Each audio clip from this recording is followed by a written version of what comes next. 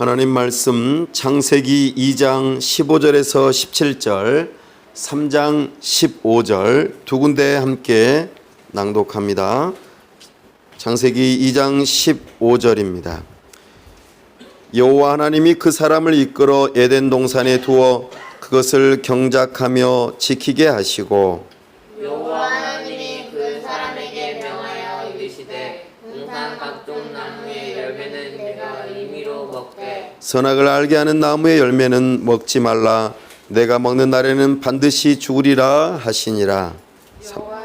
15절 말씀입니다. 3장 15절 시작. 내가 너로 여자와 원수가 되게 하고 내 후손도 여자의 후손과 원수가 되게 하리니 여자의 후손은 내 머리를 상하게 할 것이요 너는 그의 발꿈치를 상하게 할 것이니라 하시고. 아멘. 다 함께 기도하겠습니다. 하나님 아버지, 은혜와 사랑을 감사합니다. 복되고 거룩한 주일 하나님 앞에 나와 예배하오니 이 시간 함께 하시고 성령 하나님 우리의 지각을 열어주셔서 하나님을 알 수 있도록 우리에게 은혜를 허락하여 주옵소서. 우리가 하나님을 알므로 하나님을 진심으로 사랑할 수 있도록 은혜를 더하여 주시고 우리의 의지를 들여 하나님의 뜻 앞에 겸손하게 순종하고자 결단하는 시간 되도록 우리의 마음을 바꿔주시고 우리의 생각을 바꿔주시고 우리 주님께서 우리를 붙들어 주옵소서. 하나님 아버지, 이곳에 주님의 몸된 교회를 세우게 하심을 감사합니다. 지난 한 주간 여름 성경학교를 통하여 우리에게 은혜를 주시고 하나님의 살아계심을 나타내 보여주시며 우리와 함께 하심을 알려주셔서 감사합니다. 말씀이 사람들에게 심기어졌사오니 그 말씀이 각 심령들마다 자라나 좋은 결실을 맺을 수 있도록 구원에 이를 수 있도록 복음을 듣고 은혜 받을 수 있도록 우리 주님께서 지켜 보호하시고 함께하여 주시옵소서. 하나님 아버지, 이 복음으로 말미암아 우리가 변화되어지고 우리의 가정과 우리가 속한 이 도시가 새로워지는 역사가 있도록 은혜를 더하여 주시옵소서. 하나님 아버지, 참으로 날씨가 덥고 힘든 가운데 있습니다. 뿐만 아니라 나라 안팎으로 어려움 가운데 있습니다. 참으로 더운 여름날 벼들이 뜨거운 떼앞에서 무럭무럭 자라나 결실하듯이 지금 우리의 삶 가운데 있어서 가장 어려운 시기 가운데 우리가 서로 하나 되어지는 계기가 되게 도와주시고 참으로 슬기롭게 지혜롭게 하나님을 경외하고 하나님의 도우심을 구하며 이 어려움들을 잘 견디고 이겨나가는 가운데에 우리 주님께서 우리로 하여금 더욱더 성숙할 수 있도록 도와주시옵소서. 그리하여 우리 주님께 찬송하고 나아가 저 북녘 땅과 복음으로 통일되어지고 평화롭게 통일되어질 뿐만 아니라 참으로 열방을 섬길 수 있는 이 나라와 민족 주님의 몸된 교회들이 다 될 수 있도록 은혜 베풀어 주시옵소서. 하나님 아버지, 우리를 붙들어 주시고 참으로 교회에 영혼들을 보내주시고 함께 교회로 지어져 가는 역사가 있도록 우리 가운데에 우리 주님의 인도하심을 확신할 수 있도록 도와주시며 우리 주님께서 우리 교회를 선하게 인도하여 주시옵소서. 앞으로 또 가을에 일어날 여러 사역들을 두고 8월 한 달 열심히 준비할 때에 우리 주님께서 함께 하시고 함께할 영혼들을 보내주시고 은혜를 더하여 주시옵소서. 이 시간도 우리 주님께서 함께 하시고 영광 받으시기를 원하오며 우리 주 예수 그리스도의 이름으로 기도하옵나이다. 아멘. 오늘은 타락이라고 하는 제목으로 주의 말씀을 선포합니다. 특별히 하나님께서 창세기 2장과 3장을 통하여 사람을 지으시되 사람을 지으신 목적이 무엇인지 하나님께서 사람을 부르셔서 그들에게 어떠한 사명을 주셨는지 이것을 우리가 살펴보려고 합니다. 그러나 하나님의 이 부르심 앞에 참으로 지혜롭게 하나님의 주신 능력으로 사명을 잘 감당하다가 하나님의 말씀에 그만 불순종하고 반역하는 일이 발생하였다는 것, 이것이 타락의 모습임을 우리가 살펴보려고 합니다. 그리고 그 타락으로 인하여 하나님께서 그들을 향하여 공의롭게 어떻게 심판하시고, 심판하실 뿐만 아니라 불쌍히 여기시고 긍휼을 베풀어 주셔서 그들에게 어떻게 은혜를 베푸시는지 이 과정들을 오늘 살펴보려고 합니다. 그리하여 참으로 우리가 어떤 존재로 지금 살아가고 있고 타락한 이후에 우리에게 정말로 필요한 하나님의 은혜가 무엇인지 이것을 오늘 우리가 살펴보려고 합니다. 이 말씀을 통하여 우리 주님의 은혜가 있기를 간절히 바랍니다. 창세기 2장 15절 말씀 보기 전에 우리가 2장 4절 말씀을 먼저 한번 보는 것이 유익하리라 봅니다. 창세기 2장 4절 말씀 함께 읽어볼까요? 시작. 이것이 천지가 창조될 때에 하늘과 땅의 내력이니 여호와 하나님이 땅과 하늘을 만드시던 날에. 아멘. 창세기의 큰 구조를, 전체적인 글의 뼈대를 이루는 중요한 대목이 있다고 하였습니다. 그것이 바로 족보입니다. 톨레도트. 족보라고 하는 것이 창세기에 10번 나오는데 그 10번 중에서 첫 번째가 방금 읽었던 창세기 2장 4절의 말씀입니다. 이것이 땡땡땡 내력이니 라고 하는 표현입니다. 이것이 앞으로 9번 더 나올 것입니다. 그래서 창세기의 전체적인 구조를 이루고 핵심적인 내용을 담는 그릇이 될 것입니다. 그렇다면 2장 4절에 이것이 천지가 창조될 때에 하늘과 땅의 내력이니 여호와 하나님이 땅과 하늘을 만드시던 날에, 이렇게 표현하면서 이 중요한 내용을 우리에게 요약하고 있음을 보여줍니다. 그래서 우리가 창세기의 구조를 만들어주는 이 족보에 해당되는 이 구절을 바라보면서 항상 한 가지 기억할 것은 앞에 있는 내용을 갈무리하고 또 뒤에 펼쳐질 내용을 아주 요약해서 핵심적인 내용을 담고 있다 하는 것을 우리가 살펴보아야 합니다. 그래서 족보의 가장 중요한 역할 한 가지, 바로 앞에 있는 내용을 요약하고 앞으로 펼쳐질 내용을 요약하는 핵심적인 주제를 담고 있는 대목이라 그렇게 이해하면 좋겠습니다. 그래서 창세기 1장에서 전능하신 하나님께서 하늘과 땅, 그 속에 있는 모든 것, 눈에 보이는 것과 눈에 보이지 않는 모든 것들을 창조하신 전능하신 창조주 하나님인 것을 우리가 살펴보았습니다 하는 것이죠. 그러면서 창세기 2장의 내용은 앞에 창세기 1장의 내용을 부연 설명하고 더욱더 강조하고 확실하게 내용을 설명하는 대목이라는 것을 바라보게 됩니다. 창세기 1장과 2장은 별개의 내용이 아닙니다. 서로 상호 보완하고 함께하는 내용입니다. 하나님께서 어떤 분이신지 창세기 1장을 통하여 계시하셨고, 특별히 사람을 지으시되 사람에게 중요한 직분을 주셨다는 것을 우리는 지난 시간에 들었습니다. 바로 왕입니다. 왕.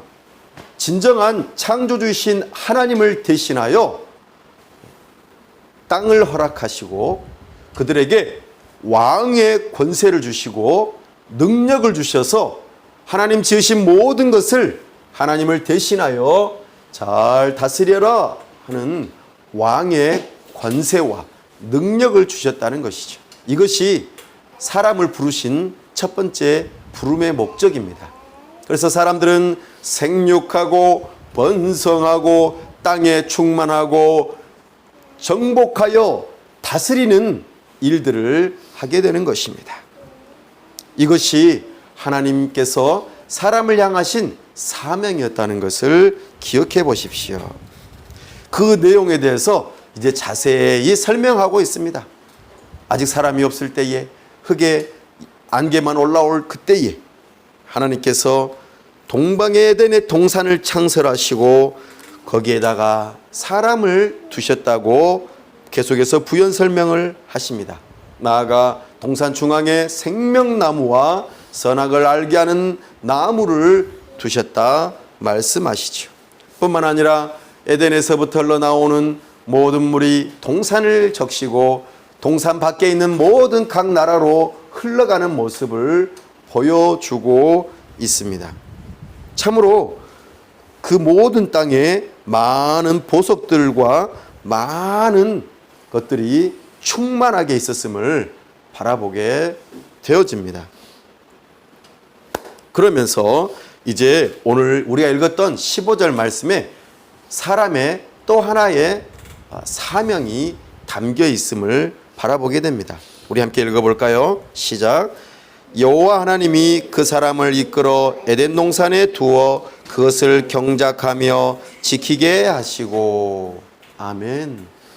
바로 사람에게 아주 중요한 사명 하나 더 주셨는데 그게 무엇이냐면 경작하며 지키는 것을 두셨습니다.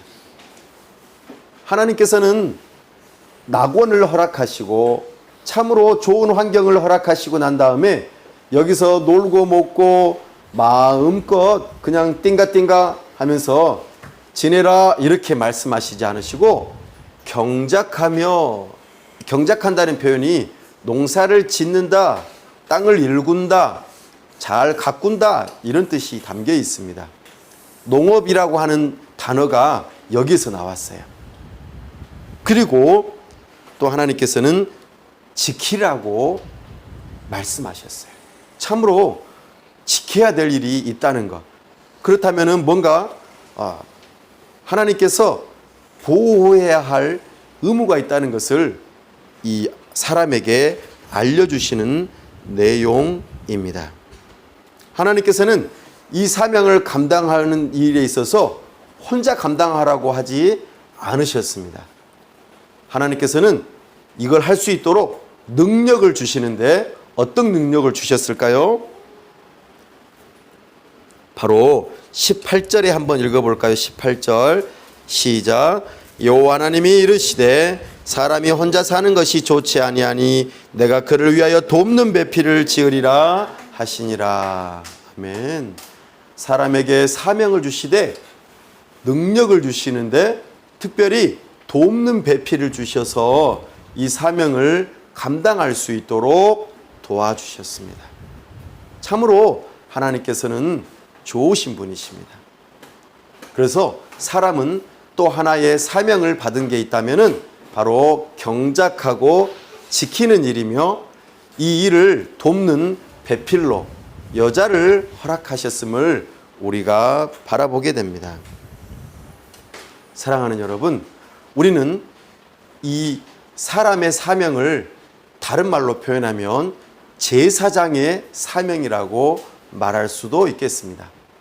앞선 1장에서는 사람의 사명을 왕의 사명이라고 왕비의 사명이라고 말을 했다면 2장에서는 좀 더 보충하여 한 가지 더 사명을 주시면서 제사장의 사명을 주셨다라고 말할 수 있습니다.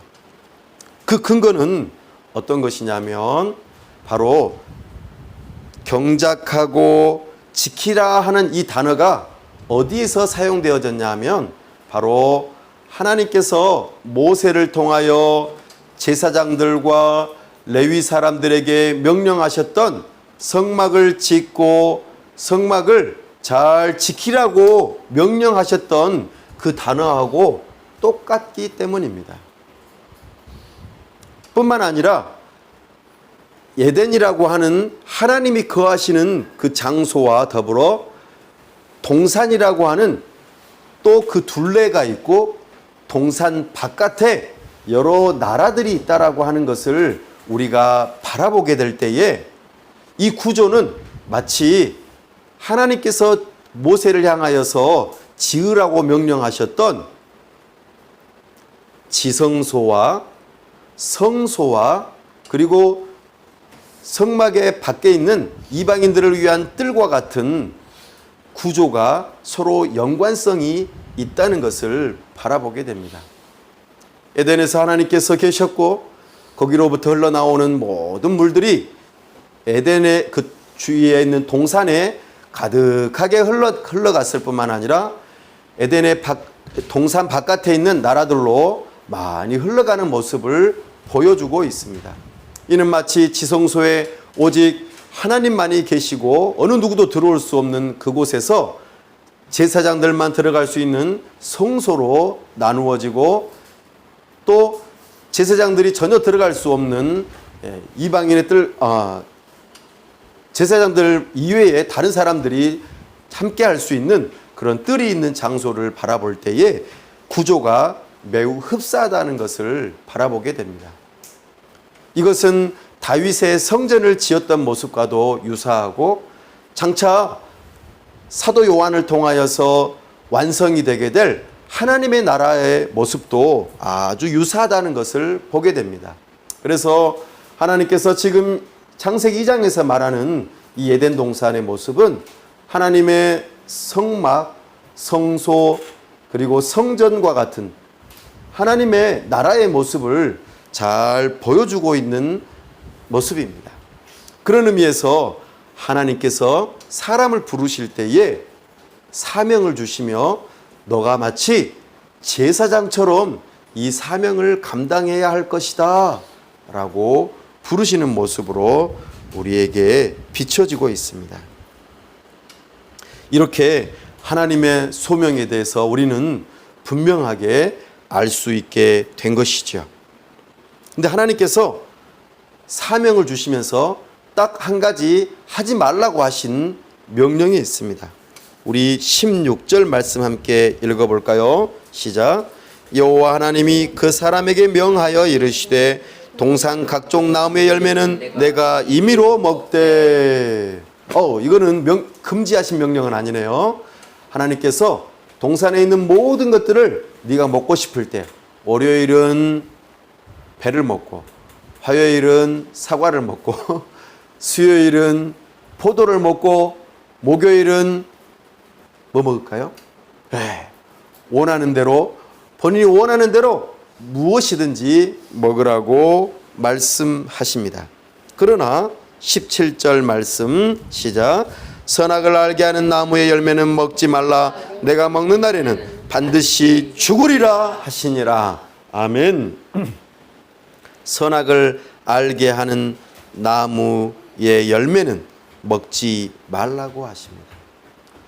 여기서 선악을 알게 하는 나무의 열매는 그것을 먹으면은 뭔가가 효능을 발휘해서 그렇게 표현하는 것이 아니라 지식을 의미합니다. 선악을 분별하는 지식을 의미하죠. 그런데 더 중요한 것은 먹지 말라고 명령하신 이 명령에 대해서 순종해야 할 대상이 바로 사람인 것을 분명하게 알려주십니다. 그래서 우리는 모두가 다 궁금해합니다. 아니, 하나님께서 선악을 알게 하는 나무의 열매를, 그 나무 자체를 안 만드셨으면 우리가 오늘 이렇게 죽거나 어려움을 당하지 않았을 텐데 왜 하나님은 이 나무를 만들어 가지고 이런 어려움을 겪게 하시는지, 하나님 잘못이에요 라고 혹시 생각할지도 모르겠습니다. 그러나 하나님께서는 하나님과 사람 사이에 경계선을 두시는 바로 표지판과도 같은 것이 바로 선악을 알게 하는 나무의 열매였다는 것을 기억해야 합니다. 사람은 하나님이 될 수 없습니다. 사람은 하나님이 될 수 없습니다. 그것을 분명하게 알려주는 나무의 열매가 바로 선악을 알게 하는 나무의 열매인 것이죠. 너는 여기는 넘어와서는 안 돼. 이 일을 해서는 안 돼. 그렇지만 나머지는 다 해도 괜찮아. 왜냐하면 내가 나의 형상을 따라서 나의 모양대로 너를 지었기 때문에 너는 나를 대신하여 모든 세상을 다스리는 왕 같은 존재로, 또 내가 특별히 둔 이곳에서 제사장과 같은 직분으로서 경작하고 지키는 그 임무를 너에게 맡겼어. 그러니 너는 충분히 그 권세와 권능을 가지고 모든 일을 할 수 있어. 그러나 단 한 가지, 너는 하나님은 될 수 없단다. 이것을 경계를 짓는 중요한 표지판과도 같은 것이 이것이었습니다. 사람은 하나님의 말씀에 대하여 순종하며 살아야 합니다. 이것이 하나님께서 사람을 지으신 중요한 원리입니다. 그렇지 않게 되면 어떻게 된다고 말씀하셨습니까? 반드시 죽으리라. 이 죽는 것은 뒤에 나오겠지만 즉시적으로 나타나는 현상은 아니지만 하나님으로부터 분리되어지고 하나님께서 베푸신 모든 호의와 하나님께서 주신 모든 것들로부터 격리되어지고 분리되어지고 추방되어지고 쫓겨나 참으로 하나님이 없는 인생은 곧 죽음과도 같은 인생이기 때문에, 그리고 실제적으로 자기 자신의 그 몸이 흙에서부터 와서 흙으로 돌아가는 이 죽음의 예고를 말씀하고 있기 때문에 우리는 이것을 심각하게 받아들여야만 합니다. 하나님의 소명 앞에 사람은 어떻게 반응해야 할까요? 순종해야 합니다.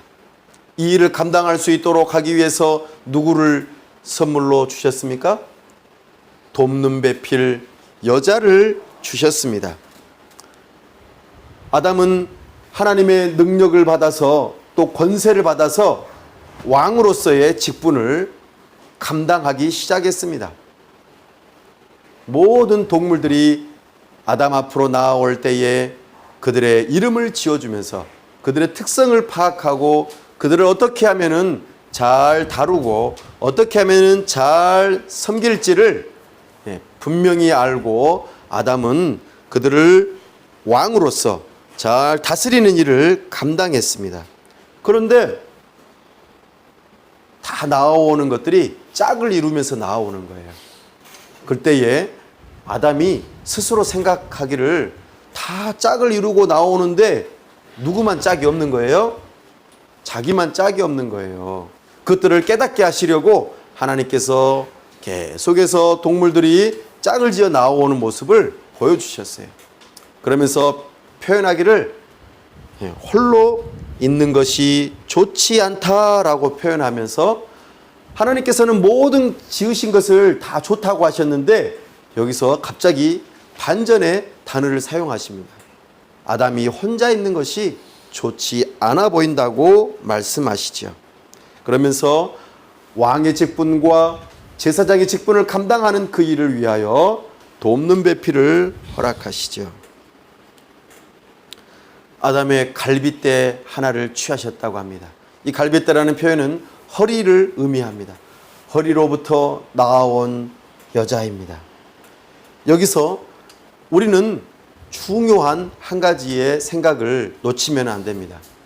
야, 여자는 남자로부터 왔구나. 그러니 남자보다 열등해. 그리고 여자는 참으로 못났어. 이렇게 생각을 하면은 절대로 안 된다는 것입니다. 사람 아담은 하나님께서 지으시되 흙으로부터 왔고 여자는 아담으로부터 왔는데 이것이 결코 열등하다는 것을 표현하는 것이 아닙니다. 아담이 돕는 배필이 없다라고 할 때 이 돕는 배필이라는 표현이 아주 힘이 없다라는 뜻 또는 열등하다는 뜻이 결코 아닙니다. 마치 종처럼 부리는 존재가 된다는 뜻이 결코 아닙니다. 이 표현은 우리가 예배 시간에 시편 124편 8절을 읽으면서 뭐라고 우리가 말을 하죠? 우리의 도움은 어디로부터 온다고요? 천지를 지으신 여호와 하나님으로부터 온다고 고백할 때에 그 도움이라고 하는 표현과 같은 것입니다. 이것은 약한 자가 돕는다라는 뜻이 아닙니다. 힘이 없는 자가 어쩔 수 없이 복종한다는 뜻이 아닙니다. 정말로 전능한 힘, 강력한 힘. 그래서 남자가 힘을 발휘할 때에 정말 능력 있게 도와서 남자의 연약한 부분, 다른 부분, 없는 부분을 잘 도와서 하나가 되어져서 하나님의 뜻을 이루라고 보내신 그 보냄이 돕는 배필이라는 것입니다. 남자와 여자는 다릅니다. 그러나 동등합니다. 남자의 없는 부분을 여자가 채웁니다. 여자의 없는 부분을 남자가 채우면서 서로 함께 돕고 하나가 되어지고 하나님의 뜻을 이루어가는 존재로 부르셨다는 것을 기억해야 합니다. 그럼에도 불구하고 질서가 있음을 우리는 기억해야 합니다. 하나님께서 흙으로부터 아담을 취하시고 또 아담의 갈빗대로부터 허리로부터 여자를 취하신 것처럼 하나님의 질서가 적용되어지는 모습을 우리에게 보여주고 있습니다. 아담은 하나님께서 지으신 여자를 향하여서 바라보면서 뭐라고 했을까요? 우리 함께 읽어볼까요? 23절입니다. 시작. 아담이 이르되 이는 내 뼈 중에 뼈요 살 중에 살이라 이것을 남자에게서 취하였은즉 여자라 부르리라 하니라. 아멘. 최고의 극찬을 하고 있습니다. 여자를 바라보면서 최고의 극찬. 이때에 이 여자를 누가 이끌어 오시나요? 하나님께서 남자에게 이끌어 오십니다. 우리가 오늘날 결혼식 할 때에 아버지가 그의 딸을 신랑 되는 남자에게 이끌어가는 모습이 여기에서 발견되어집니다. 하나님께서 은혜로 선물로 여자를 주셨습니다. 돕는 배필로 말이죠. 연약한 존재가 아닙니다. 참으로 남자에게 필요하고 정말로 하나 되어져야 할, 한 몸을 이루어야 할 중요한 사람으로 보내주셨다는 것을 기억해야 합니다. 이렇게 하나님을 찬송하며 높이고 만족해야 하면서 제사장의 직분을 감당하는 자로 보냄을 받았죠. 그래서 24절에 한번 볼까요? 이러므로 남자가 부모를 떠나 그 아내와 합하여 둘이 한 몸을 이룰지로다. 이것은 후에 지어진 모세가 표현하는 것임을 우리는 기억해야 합니다. 사랑하는 여러분, 남자가 여자와 결혼하면은 서로가 서로를 위해서 서로 하나 되어지고 우선순위를 여기에 두어야 함을 우리에게 말하고 있습니다. 우리가 결혼하기 전에는 우리의 말을 들어야 하고 질서를 따라서 순종해야 할 대상이 부모님이어야 합니다. 그러나 결혼한 후로는 남자와 여자가 서로 하나가 되어지면서도 여자는 남자를 향하여서 하나님의 질서를 따라서 함께 순종하고 남자는 여자를 자기 몸과 같이 사랑해야 한다는 것을 우리에게 가르쳐주고 있습니다. 바로 이것이 하나님께서 제정하신 결혼의 중요한 의미입니다. 하나님께서 사람을 지으시되 왕으로서 제사장으로서 나아가 가정을 이루는 이 일로 우리를 부르셨다는 것을 우리가 오늘 말씀을 통하여 확인합니다. 그러나 이제 문제가 발생합니다. 하나님의 말씀에 대하여 반역하고 불순종하는 일이 발생하는 것을 보게 됩니다. 3장 1절 말씀 함께 읽어보십시다. 3장 1절입니다. 시작. 그런데 뱀은 여호와 하나님이 지으신 들짐승 중에 가장 간교하니라. 뱀이 여자에게 물어 이르되 하나님이 참으로 너희에게 동산 모든 나무의 열매를 먹지 말라 하시더냐. 아멘. 사랑하는 여러분, 이제 유혹이 찾아왔습니다. 근데 유혹이 찾아오는데 뱀이라고 하는 존재가 나타나고 여호와 하나님이 지으신 들짐 중에서 가장 간교하다라는 표현을 사용하고 있습니다. 그리고 뱀이 특별히 여자에게 찾아오는 모습을 바라보고 있습니다. 근데 우리가 여기서 주목해야 할 단어가 한 가지 있는데요. 무엇이냐면 어떻게 바라보셨는지 모르겠는데 뱀이 여자를 향하여서 하나님을 어떻게 표현하고 있는지 한번 볼까요? 다시 한번 살펴보세요. 하나님을 어떻게 표현하고 있나요? 뱀이 여자에게 물어 이르되 하나님이 이렇게 표현하죠. 조금 전에 우리 창세기 2장 4절로 한번 돌아가 볼까요? 이 창세기 2장 4절로 거기서는 하나님을 어떻게 표현합니까? 여호와 하나님이 5절 한번 읽어볼까요? 시작. 여호와 하나님이 7절 한번 읽어볼까요? 여호와 하나님이 8절이요. 여호와 하나님이 9절이요. 여호와 하나님이 15절이요. 여호와 하나님이 18절이요. 여호와 하나님이 19절이요. 여호와 하나님이 21절이요. 여호와 하나님이 22절이요. 여호와 하나님이 뭔가 차이가 있죠. 모세는 의도적으로 여호와 하나님과 뱀이 말하는 하나님을 대조해서 표현하고 있습니다.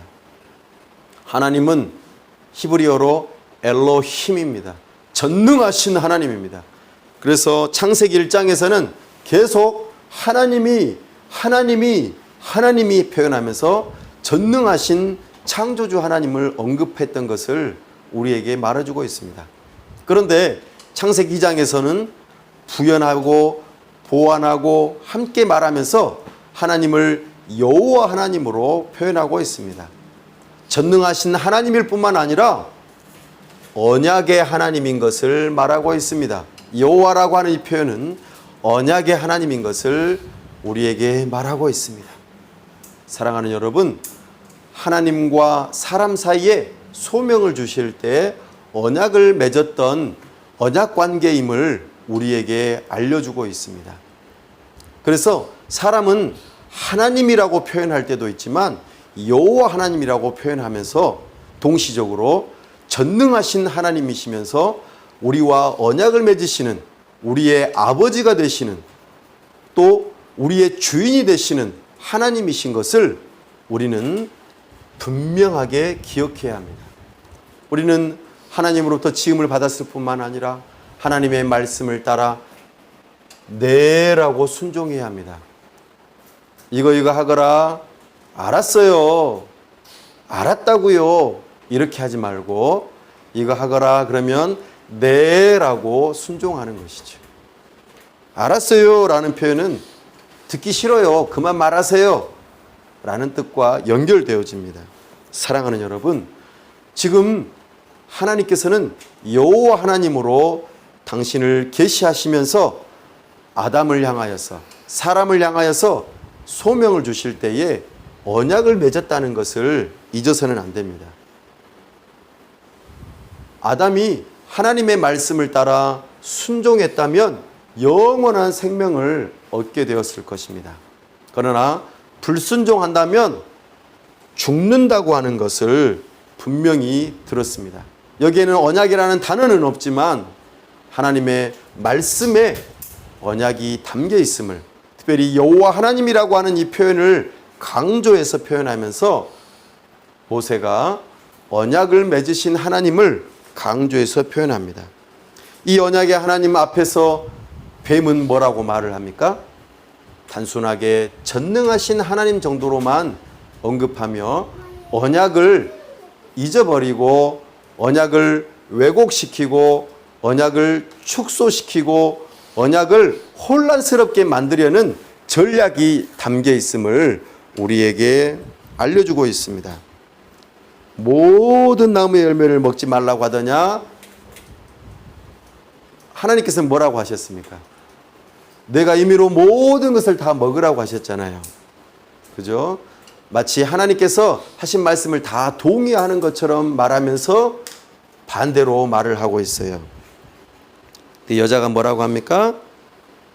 동산나무의 열매를 우리가 먹을 수 있으나 3절 한번 읽어볼까요? 시작. 동산 중앙에 있는 나무의 열매는 하나님의 말씀에 너희는 먹지도 말고 만지지도 말라 너희가 죽을까 하노라 하셨느니라. 여자는 뭐라고 해요? 하나님의 말씀을 추가해요. 추가 하나님의 말씀이 하시지도 않은 말씀을 추가하기도 하고 또 확신이 없이 반드시 죽겠다고 하셨는데 죽을지도 몰라 라고 말씀하셨다고 축소하고 있어요. 왜곡시키고 있습니다. 그러니까 뭐라고 합니까? 뱀이 이제는 완전히 거짓말하죠. 이 사이에 틈을 두고 거짓말합니다. 뭐라고 합니까? 4절에 결코 죽지 아니하리라. 사랑하는 여러분, 진리는 하나님의 말씀입니다. 우리가 하나님의 말씀을 그대로 받지 않는다면 우리는 하나님을 왜곡되게 알게 돼요. 하나님을 잘못 알게 되면은 하나님의 말씀도 믿지 못하게 되고 따르게 되어 있습니다. 하나님의 말씀을 따라 가지 않는 그 여정은 오히려 평탄하고 좋은 길처럼 보이지만 구렁텅이에 빠지고 오류에 빠지고 결국에는 죽음에 이르게 되는 잘못된 길로 갈 수 있다는 것을 놓쳐서는 안 됩니다. 철로역정에 나오는 크리스천은 하나님의 왕의 대로를 좁고 협착하고 좀 안 좋아 보이지만 그 길로 갔어야 되는데 자주자주 다른 길로 나아가다가 큰 어려움을 겪고 다시 하나님의 은혜로 되돌아오는 모습을 발견합니다. 우리는 하나님의 말씀을 그런 의미에서 올바르게 알아야 합니다. 더 추가적으로 해서도 안 되고 축소해서도 안 되고 왜곡되게 비틀어서도 안 될 것입니다. 하나님의 말씀을 정확하게 알고 그 말씀을 따라 하나님을 올바르게 알아 순종하는 자가 되어야 할 것입니다. 그렇지 않을 때 이렇게 아담과 하와처럼 반역의 길로 간다는 것을 우리는 교훈 받아야 할 것입니다. 뱀은 계속해서 꼬드깁니다.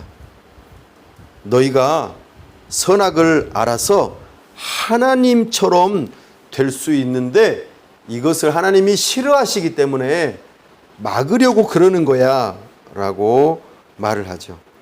이때에 사랑하는 여러분, 하나님의 말씀을 따라 대적해야 되는데 그렇지 못하고 있는 모습을 보게 됩니다. 그리고 하나님의 부르신 부름 앞에서 뭐라고 하셨어요? 왕과 제사장처럼 온 세상을 어떻게 하라고 그랬어요? 다스리고 정복하고 경작하고 지키라고 그러셨잖아요. 그런데 뱀이 들어오는 것을 허용했고 이제는 뱀을 다스려야 되는데 오히려 피조물의 말을 듣고 하나님의 말씀을 듣지 않는 이 질서가 깨지고 있는 모습을 바라보게 되고 있습니다. 참으로 안타까운 모습이죠. 오늘날 우리도 마찬가지입니다.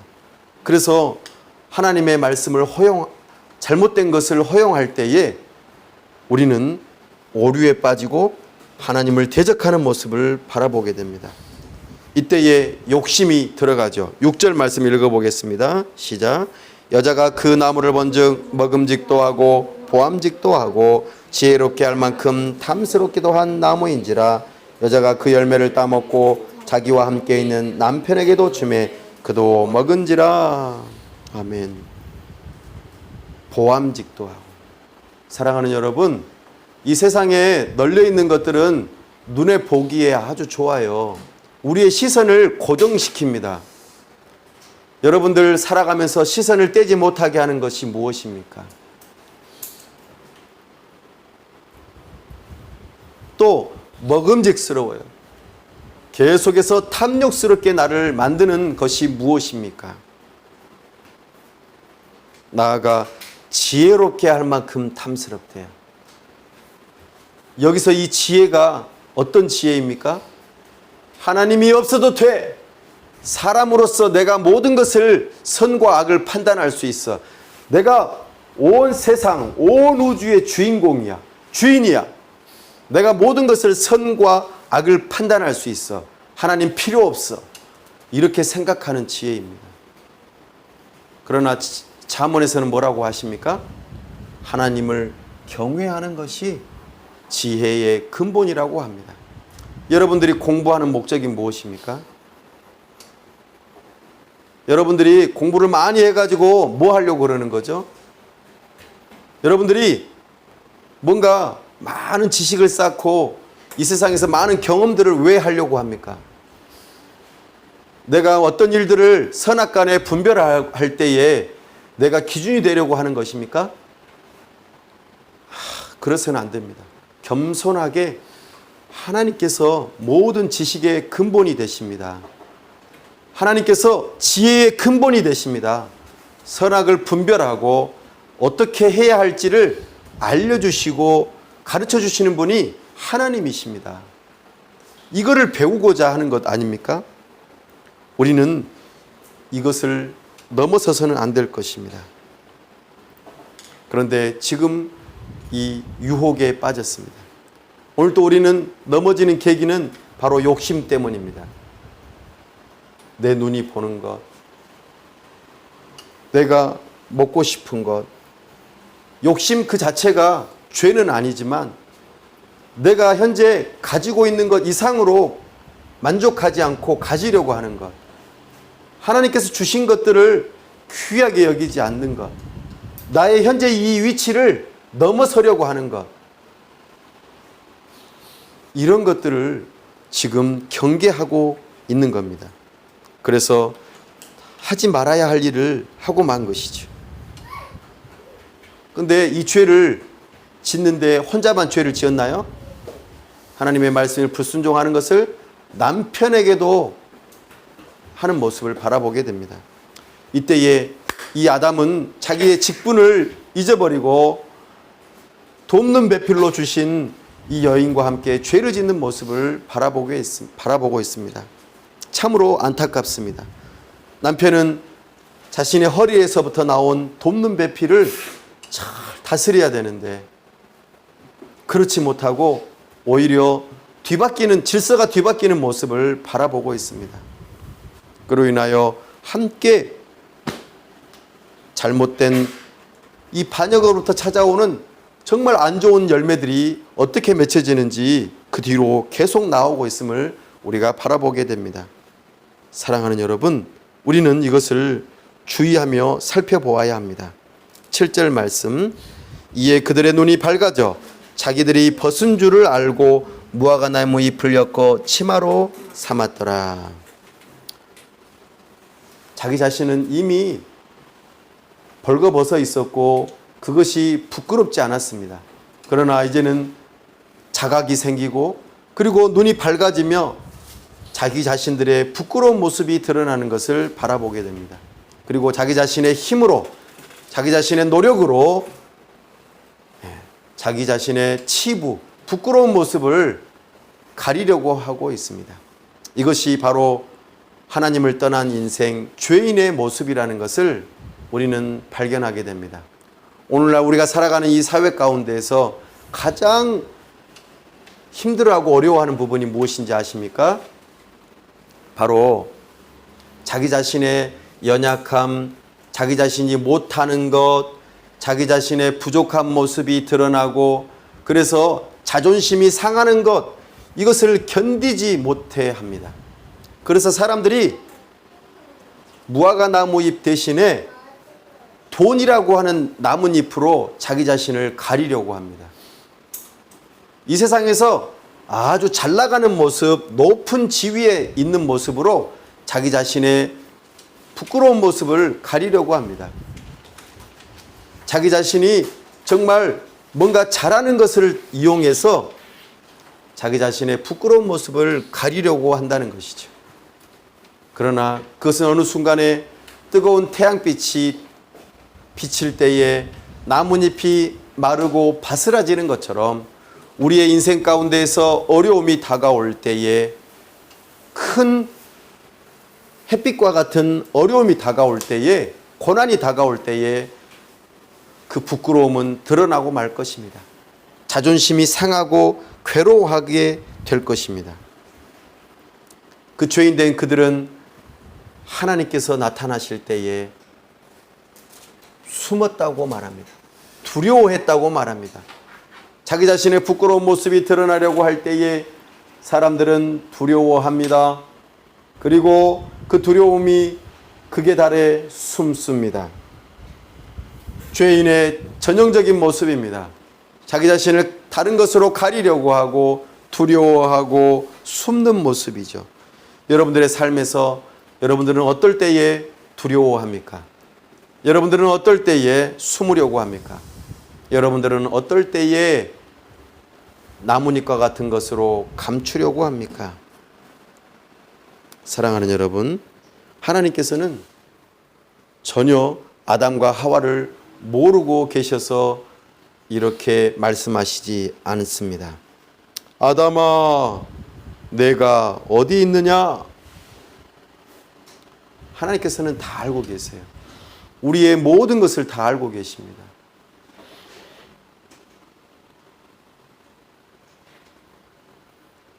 그 하나님께서 지금 아담을 찾아오시는 거예요. 사랑하는 여러분, 여러분들을 향해서 누군가가 잘못했어요. 죄를 지었어요. 그러면 여러분들은 그 사람을 찾겠습니까? 그 사람의 이름을 부르겠습니까? 아니면 나 그 사람 싫어. 꼴도 보기 싫어. 안 만날 거야. 그러면서 멀리 할 것 같습니까? 만약에 만난다면 혼내주려고 하겠죠. 그러나 하나님께서는 그들을 향하여 부르시고 계십니다. 하나님께서는 찾으시는 하나님이십니다. 죄인된 그들을 내버려 두지 아니하시고 은혜를 베풀기 위하여 찾아오십니다. 물론 하나님의 심판도 다가옵니다. 이 두 가지가 동시적으로 다가오는 모습을 우리가 발견하게 될 것입니다. 하나님, 제가 벗었으므로 두려워하여 숨었습니다. 어느 누구도 알려주지 않았지만 그들은 스스로 이와 같은 상황이 되고 말았습니다. 뱀이 사람들을 향하여서 진실이라고 말했던 내용이 오히려 반대가 되어지고 사람을 지혜롭게 할 거라고 생각했던 것이 부끄러움이 드러나고 자기의 죄가 드러나며 그래서 숨고 두려워하는 모습으로 전혀 다른 결과를 낳았던 것을 우리는 발견하게 됩니다. 사랑하는 여러분, 우리는 이것을 주의해야 합니다. 하나님 앞에서, 하나님의 부르심 앞에서 우리는 어떻게 반응을 해야 할까요? 우리는 반드시 하나님께서 우리의 죄를 찾으시고 부르실 때에는 겸손하게 나아가 자기의 죄를 아뢰어야 합니다. 하나님께서는 그런 자들에게 은혜를 베푸십니다. 근데 보십시오. 하나님께서 사람을 찾을 때에 아담이 뭐라고 합니까? 아담이 뭐라고 합니까? 한번 읽어볼까요? 12절 말씀 읽어보겠습니다. 시작. 아담이 이르되 하나님이 주셔서 나와 함께 있게 하신 여자 그가 그 나무 열매를 내게 주므로 내가 먹었나이다. 하나님 탓이에요. 하나님 탓. 하나님께서 저한테 여자 주셨잖아요. 하나님께서 잘못하신 거예요 라고 여자와 누구를 탓하는 거예요? 하나님을 탓하는 거예요. 이렇게 핑계대면 안 돼요. 제가 잘못했습니다. 이렇게 나와야 되는데 제가 이러이러한 핑계 때문에 이러이러한 것 때문에 그랬어요. 우리 그러지 맙시다. 우리 주님께서는 오늘 우리에게 교훈하십니다. 나의 잘못이 드러날 때에 겸손하게 제가 잘못했습니다. 용서해 주세요. 라고 해야 합니다. 그러니까 또 여자는 어떻게 말합니까? 그리고 여자는 그래도 조금 더 나은 것 같아요. 여자는 자기의 잘못을 인정해요. 그러면서 또 누구의 핑계를 대긴 합니까? 뱀한테 제가 완전히 속았습니다. 하나님 말씀을 안 듣고 뱀한테 완전히 속았습니다. 적어도 아담 핑계는 안 되죠. 그러면서 좀 낫지만 그래도 잘못했죠. 제가 완전히 잘못했습니다라고 인정하는 것이죠. 그러면서 뱀을 향하여서 하나님께서 진노하십니다. 배로 땅에 기는 흙을 먹는, 뱀이 흙을 먹지는 않죠. 그러나 이것은 어떤 것을 의미하냐면 자기 자신의 그 위치에서 땅에 떨어졌다라는 타락의 어떤 결과적인 모습을, 비참한 모습을 표현하고 있는 것입니다. 참으로 하나님께서는 약속하신 대로, 언약하신 대로 그들의 잘못에 대하여 벌하고 있는 모습을 분명하게 선포하고 있습니다. 그러면서도 하나님께서는 은혜를 베푸시는 모습을 동시적으로 보여주십니다. 오늘 핵심이 되는 15절 말씀 함께 읽어보겠습니다. 시작. 내가 너로 여자와 원수가 되게 하고 내 후손도 여자의 후손과 원수가 되게 하리니 여자의 후손은 내 머리를 상하게 할 것이요 너는 그의 발꿈치를 상하게 할 것이니라 하시고. 아멘. 여기서 아주 특별한 이야기를 하십니다. 바로 앞으로 창세기에서 19번의 족보가 더 나오게 될 것인데 거기에서 이 여자의 후손이 도대체 누구지? 여자의 후손이 도대체 누구야? 라고 하는 질문을 계속 던지게 하고 그 질문에 대해서 조금씩 답을 해주는 방식으로 이 창세기가 펼쳐져 나가는 핵심 단어가 바로 여자의 후손이라고 하는 내용입니다. 사람이 타락하여 하나님을 반역한 이 문제를 해결하는 일이 사람이 할 수 있는 문제가 아니라 하나님께서 보내신 여자의 후손을 통하여서 이 문제를 해결하실 것이라고 약속하신 것이죠.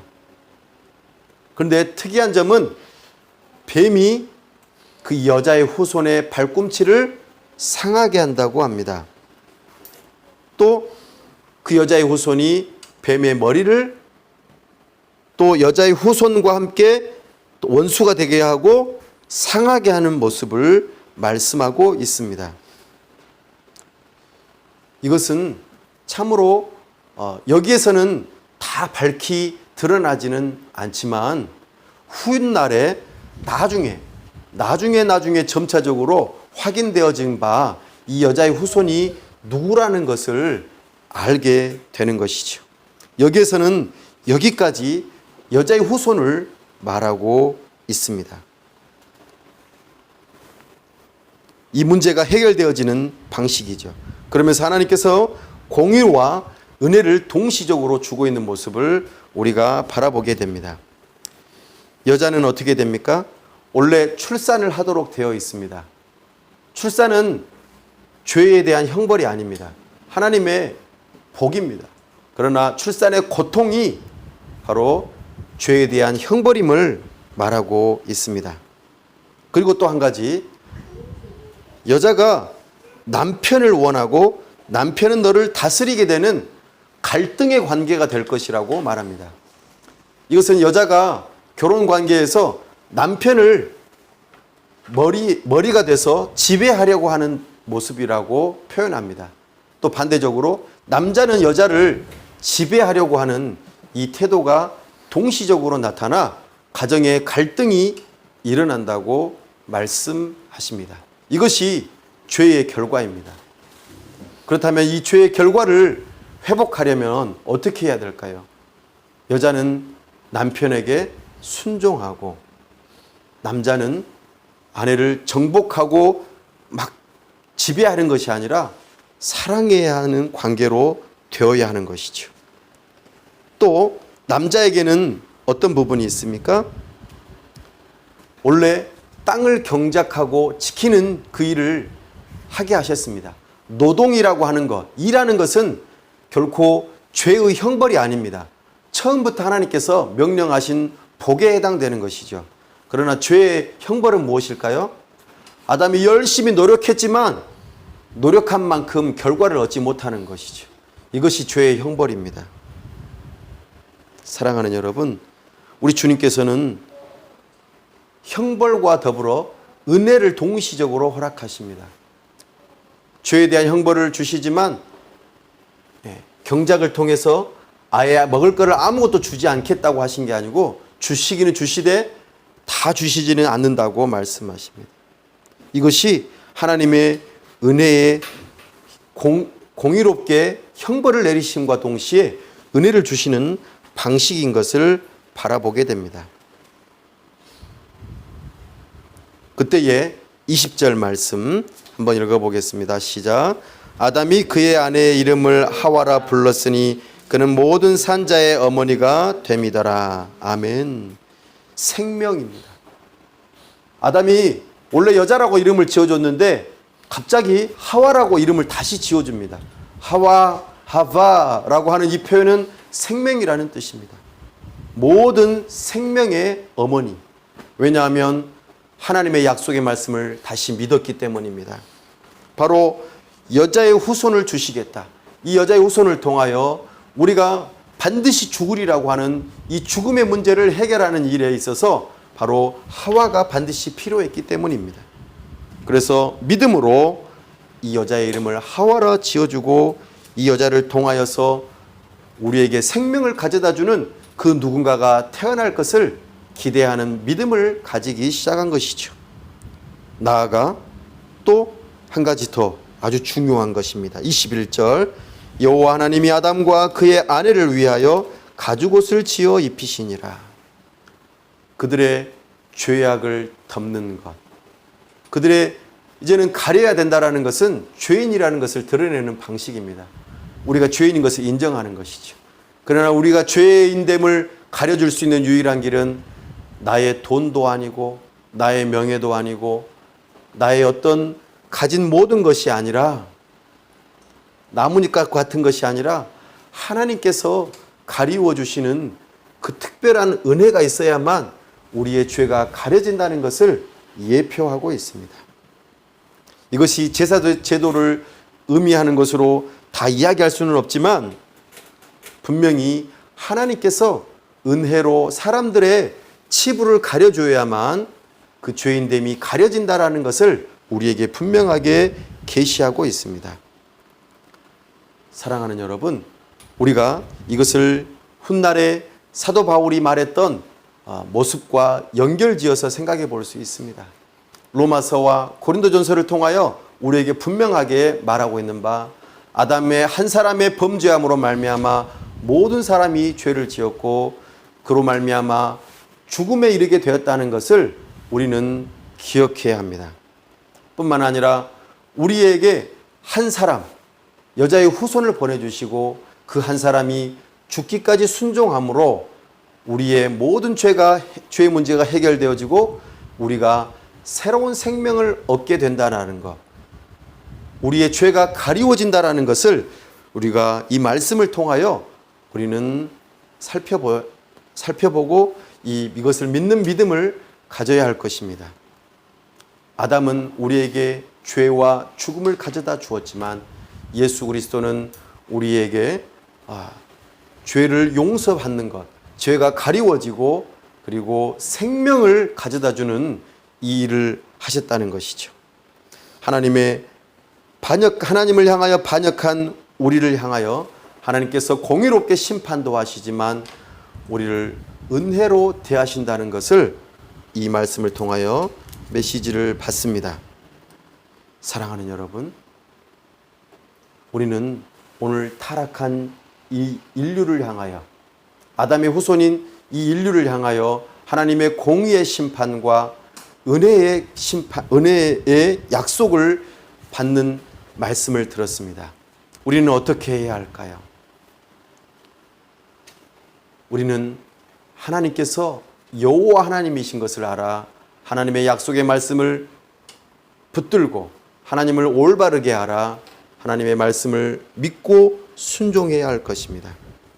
아담은 우리에게 죄와 죽음을 가져다 줬지만 오직 여자의 후손인 예수 그리스도를 통하여 우리의 죄가 용서받고 가리워지고 또 새로운 생명을 얻게 된다는 것을 믿는 믿음으로 나아가 우리를 부르신 그 부름, 왕과 제사장과 가정으로서 부르신 그 부름 따라서 왕으로서 온 세상을 잘 다스리고 제사장으로서 경작하고 지킬 뿐만 아니라 가정에 주신 질서를 따라 오직 한 하나님 한 분만을 섬기고 나아가 아내는 남편을 존경하고 남편은 아내를 사랑하며 그 질서를 따라 하나님의 영광을 드러내는 하나님의 사람들이 다 되어야 할 것입니다. 이 말씀을 붙들고 우리가 한 주간 또 앞으로의 삶이 펼쳐질 수 있기를 간절히 바랍니다. 기도하겠습니다. 하나님 아버지, 오늘 우리가 타락한 인류를 향하여 하나님의 공의로운 심판과 자비로운 은혜의 말씀을 동시적으로 들었습니다. 하나님의 말씀을 축소하거나 확대하거나 왜곡되게 하여 하나님을 올바르게 알지 못하게 하고 멀어지게 했던 그 모든 것에서부터 떠나가 오직 하나님을 올바르게 알고 하나님의 말씀 따라 순종하는 우리가 되게 하여 주시고 우리를 부르신 부름 따라 왕으로서 제사장으로서 아름다운 가정의 모습으로서 살아갈 수 있도록 도와주시고 오직 여자의 후손 예수 그리스도만이 우리의 모든 죄를 용서하시고 가리우시고 또한 새로운 생명을 주시는 분이심을 기억하고 이 복음을 믿는 믿음으로 우리가 살아갈 수 있도록 도와주시옵소서. 우리 주 예수 그리스도 이름으로 기도하옵나이다. 아멘.